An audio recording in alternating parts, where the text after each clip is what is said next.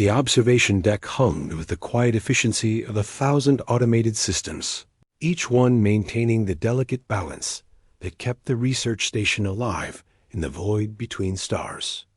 Commander Vela pressed her primary manipulator against the transparent wall, watching the blue-green planet rotate below with practiced indefection.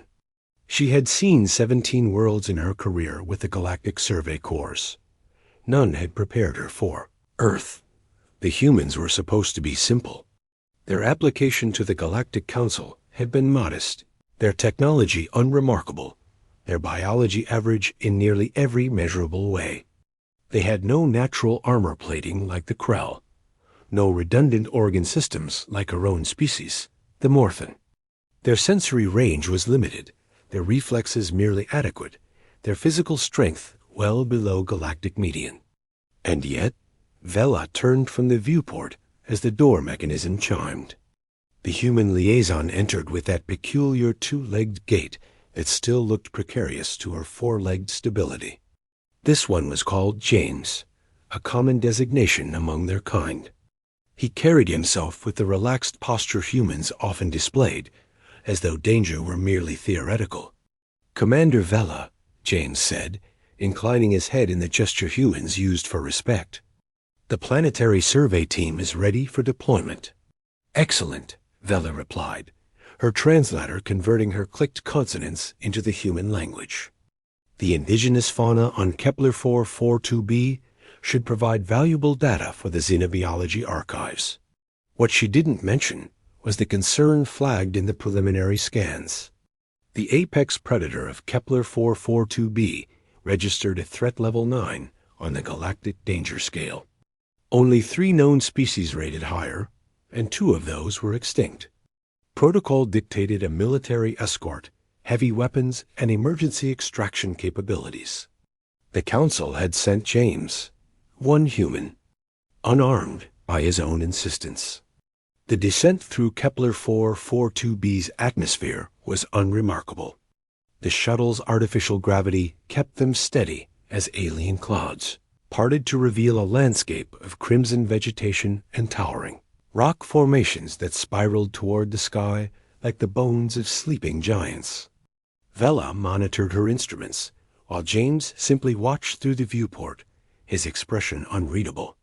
"Beautiful," he said quietly. Vela's secondary eyes swiveled to regard him. Morphin didn't process aesthetics the way humans did. Beauty was inefficient, a distraction from function and survival. Yet humans consistently prioritized such considerations, even in hostile environments. The shuttle touched down in a clearing surrounded by dense forest. The vegetation here grew thick and aggressive, each plant competing for resources with chemical warfare and physical domination. Vela's sensors detected 17 different toxins in the air, none immediately lethal to either species, but all requiring respiratory filters. "Stay within 6 meters of me at all times," Vela instructed as they disembarked. "My defensive shield can extend to cover both of us if necessary." James nodded, but his attention was already wandering to the environment, cataloging details with those limited human eyes that somehow missed nothing important. They moved through the alien forest for 2 hours, collecting samples and recording data. The local wildlife gave them wide berth, small creatures that scattered at their approach. Vela began to relax incrementally. Perhaps the apex predator was nocturnal. Perhaps their scent signature was sufficiently different to avoid triggering a territorial response. Then the forest went silent. Vela's combat training activated before her conscious mind registered the threat. Every animal sound, every rustle of movement, every ambient noise ceased in an instant. The sudden quiet pressed against her auditory sensors like physical weight. "James," she said, her voice level despite the cortisol analog flooding her system. "We need to return to the shuttle immediately." But James had stopped moving. His posture had changed, subtle but complete. The relaxed set of his shoulders was gone, replaced by something coiled and ready. His breathing had slowed. His eyes, those weak human eyes, tracked something Vela's superior sensors hadn't yet detected. "Too late," James said simply. It emerged from the crimson undergrowth, like violence given form. The apex predator of Kepler 442b stood 4 meters tall on 6 legs, each limb ending in curved talons designed to rend and tear. Its hide was armored chitin, black as void and twice as hard. 3 rows of serrated teeth lined a jaw that could bite through reinforced steel. The preliminary reports had called it a razorback, and Vela understood why. Rows of blade-sharp spines ran along its vertebral ridge, each one capable of being launched as a projectile weapon. The creature's 6 eyes focused on them with predatory intelligence. Vela activated her personal shield, the energy barrier shimming into existence around both of them. "The shield will hold for approximately 4 minutes under sustained assault," Vela said, her voice admirably steady. "I've triggered the emergency beacon. The shuttle will initiate automated extraction." "Cancel it," James said. "What?" "Cancel the extraction." James took a step forward, placing himself between Vela and the razorback. "I'll handle this." "Absolutely not. Protocol explicitly states," the razorback charged. 4 tons of armored muscle accelerated with terrifying speed, closing 20 meters in seconds. Vela's shield flickered as the creature's electromagnetic field interfered with the containment matrix. She reached for James, intending to pull him back into the protective barrier. He was already gone. James moved faster than Vela's enhanced reaction time could follow. One moment he stood beside her, the next he was sliding beneath the razorback's snapping jaws, his body low to the ground in a maneuver that should have been impossible for a bipedal creature. His hands, those fragile 5-fingered appendages with no claws or natural weapons, grabbed one of the creature's legs and pulled. The sound was organic and wrong. Chitin cracked like breaking stone. Muscle tore with the wet sound of structural failure. The razorback shrieked, a noise that sent Vela's pain receptors into sympathetic overload, as James wrenched the creature's leg from its socket with casual brutality. The razorback spun, trying to bring its remaining legs and jaws to bear, but James had already moved.